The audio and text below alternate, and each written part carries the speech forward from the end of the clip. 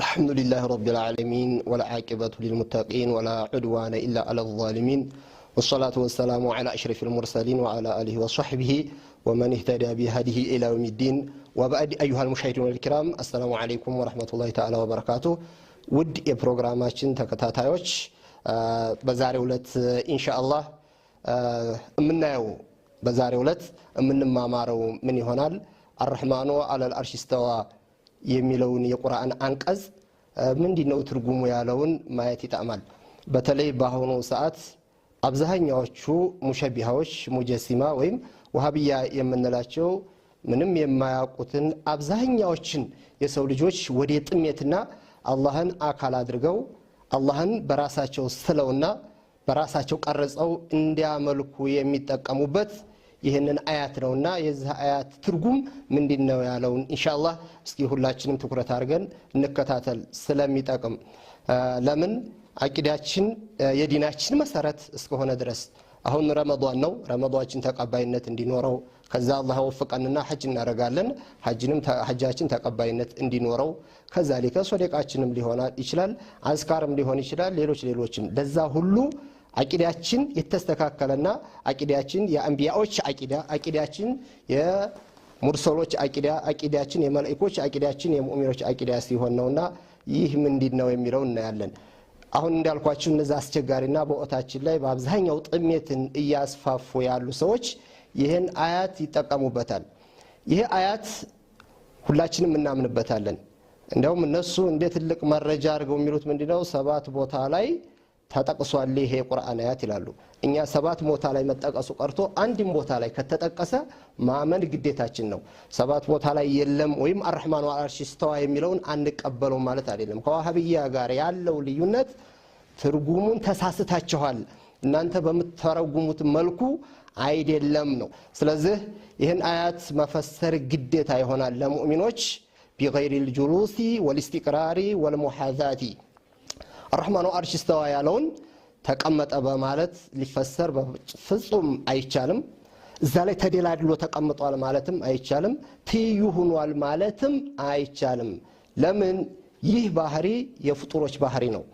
አላህ ደግሞ በፍጡራን ባህሪዎች በፍጹም የሚገለጽ ጌታ አይደለም እንግዲያስ ምን ብለን እንፈስራለን فيفسر بالقهر مثلا الله አርሽን ተቆጣጣረው የፈጠረውም እሱ ነው አሁንም የሚጠብቀውም እሱ ነው ማለት ትርጉም ተስማሚና ተገቢ ነው ይሄ ደግሞ በዚህ መተርጎም ለአላህ የአላህን ባህሪያቶች የሚያጎል ትርጉም ሳይሆን ተስማሚና ከአላህ ባህሪያት ጋር ሊሄድ የሚችል ትርጉም ነው በሌላው አያት አላህ ምን ይላል وهو الوحيد القهار ምንም አምሳያ ያለኝና ሁሉንም መቆጣጠር ጌታ ነኝ ይላል እንግዲያስ አርሽን قهر الله للعرش ማለት ምንድነው ማዕናው ታል ان العرش تحت تصرف الله በአላህ ቁጥጥር ነው የፈጠረው እሱ ነው የሚጠብቀውም እንዳይወርቅ እሱ ነው ማለት ነው እንጂ ወሃቢያዎች ወይ ሙጀሲማ ሌላ አካላቶች አሉ ባጢል የሆነ ትርጉም የሚከተሉና እነሱ እንደሚሉት አላህ አርሽ ላይ ተደላድሏል ብንል ኑሮ አንድ ምሳሌ ብቻ ሳይሆን ብዙ ምሳሌዎች ሊኖሩት ነበር እንደይሁም አርሽ አላህን ይዞታል አላህ ከአርሽ ፈላጊ ነው አርሽን ከተያያዙ መላእክቶች አሉ ከመላእክቶችም ፈላጊ ነው ሊባል ነው አላህ Subhanahu Wa Ta'ala ደግሞ ከእንዲህ አይነት ባህሪ የጠራ ነው Subhanahu Wa Ta'ala አማ يقول الظالمون قلوا كبيرا ራሳቸውን የበደሉና የአላህን ባህሪያት ከማያውቁ ሰዎች ከሚሉት ሁሉ የጸዳና በዛ የማይገለጽ የሆነ ጌታ ነው ችግሩ ምንድነው እስቲዋ የሚባለው ብዙ ትርጉም እንዳለው አያውቁም የተነገራቸውን ብቻ ይዘው ይሄዳሉ እንጂ አሁንኛ የፈሰርነው ቢልቀህር ነው ይሄ ብቻ ሳይሆን ብዙ ወደ 15 የሚሆኑ ትርጉሞች አሉት እስቲዋ የሚባለው ማለት ነው ሐፊዝ አቡበክር ኢብኑ አልዓረቢ እንዳሉት ከነዛ ውስጥ አንዱ የመቀመጥ ማዕና ነው መደላደል አለ ምሳሌ ለመደላደል ወስተወት አለል ጁዲ ይላል የነብዩላህ ኑህን ሰፊና ጁዲ የሚባለው ተራራ ላይ ተደላድላ ተቀመጠች ይሄ ለነብዩላህ ኑህ ሰፊና ተስማሚን ባህሪ ስለሆነ ፍጡርም ስለሆነች በየአይነት መተርጎሙ በጣም ተስማሚና አስፈላጊ ነው ማለት ነው ሌላ እስቲቃም ቀጣለ ለማለትም ይሆናል ፈስተዋ አላ ሱቂህ እንዳለው ቁርአን ማለት ነው እንደይሁም ሞላ ለማለትም ይሆናል ولما بلغ أشده واستوى سلا نبي الله موسى الله سيجلس مالت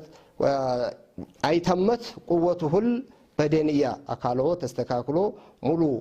ሰውነቶ በደንብ በጠነከረ ጊዜ ይላል ሌሎችም ማዕናዎች አሉት ለመብሰል ይመጣል ለተለያዩ ነገሮችና ከነዛ ከ15ቶቹ ትርጉሞቹ ሁሉ ለአላህ ባህሪ Subhanahu Wa Ta'ala ተስማሚው ማን ያልነው ነው ቀሃረ ባለው ተፍሲር እንፈስራለን ከዚህ ውጪ ከሆነ ግን የአቂዳ የነ ኢማሙ የሷሃቦችም አቂዳ አይደለም እንደ ኢማሙ አሊ ረሱል አለይሂ ሰላቱ ወሰለም አነ መዲነቱል ዒልሚ ወአልዩም ባቡሃ ያሉላቸው አሊ በጣም የውቀት ባለቤት መሆኑን ረሱል አለይሂ ሰላቱ ወሰለም የመሰከሩላቸው ምን አሉ ان الله تعالى خلق العرش اظهارا لقدرته ولم يتخذه مكانا لذاته ይሄ ነው እንግዲህ ሷሃቦችን እንከተላለን ሰለፎችን እንከተላለን ማለት ይሄን ትርጉም ሲያውቅ ነው አላህ Subhanahu Wa Ta'ala አርሽን የፈጠረው የሱን ኃያልነት ሁሉን የማድረግ ችሎታ ያለው ጌታ መሆኑን ለማሳየት እንጂ ለመኖሪያ ቦታ አርጎ አልያዘውም አሉ ይሄንን ማን ዘግበውታል رواه الامام المحدث الفقيه اللغوي ابو منصور التميمي التبصيره የሚባል ኪታቡ ላይ እንዴት ተናገሩት ማለት ነው ኢማሙ አቡ ሐኒፋ ያው ታዋቂ የሆኑት ከአራቱ መዝሃቦች አንዱ አቡ ሐኒፋ ናቸው የመጀመሪያውም ናቸው ዓለም አቀፍ ዝናን ያተረፉና ዓለም አቀፍ ዕውቅና ያላቸው ብዙ ተከታይ ያላቸው ምናሉ ኑቂሩ ቢአን الرحمن على العرش استوى ይሄንን እናምንበታለን አሉ እኛ አህለ ሱናዎችም እናምናለን ይሄን አያት ወሃቢያ ሱብቻ ያመነበት አርጎ ሌሎችን ይተቻል እንጂ አህለ ሱናዎችም እናምንበታለን አቡ ሐኒፋ እንዲያሉን ባይሆን ምናሉ من غير ان يكون له حاجه اليه واستقرار عليه الرحمن عرش استوى ማለት አላህ እዛ ላይ ግን ተደላደለና ከአርሽ አላህ ፈላጊ ሆነ ሳይባል ነው እናምንበት እንጂ እነሱ ሙጀሲማዎች በሚያምኑበት መልኩ አናምንም አሉ እንደይሁ ኢማሙ ማሊክ باسناد قوي ምናሉ ስለ አላህ እስቲዋ ሲናገሩ استوى كما وصف نفسه الله سبحانه وتعالى እሱ በገለጸው መልኩ መሆኑን እናምናለን እስቲዋ አለ ግን ولا يقال كيف وكيف عنه مرفوع አሉ ኢማሙ ማሊክ الله ولا يقال كيف እንዴት አይባል እንዴት የሚባል ነገር ለአላህ Subhanahu Wa Ta'ala መገለጫ አይሆንም አሉ አንዳንዶቹ ሰዎች አላህ አርሽ ላይ ነው ይሉና ባይሆን ከይፍያውን አናውቅም ይላሉ ወልከይፉ መጅሁል ነው የሚሉት የሚባለው ግን ወልከይፉ عنه مرفوع እንዴት የሚባል ነገር ለአላህ ባህሪ ተስማሚ አይደለምና እንዴት ነው አንልም በአያቱ እናምንበታለን ብለዋል አብዱል ገኒና ቡሊሲ የሚባሉት ዓሊም ምን አሉ ማን እተቀደ ان الله ملأ سماواته وارضه الله ልክ እንዳየር ሰማይንም መሬትንም ሞልቶታል ብሎ ያመነ ሰው አው انه جسم قائد فوق العرش ወይም አካል ነው ከአርሽ በላይ ያለ አርሽ ጋር ግንኙነት አለው የሚበል ወይም ከአርሽ በላይ ነው ትይዩ ነው እንጂ አርሽ ላይ አይደለም እንቢል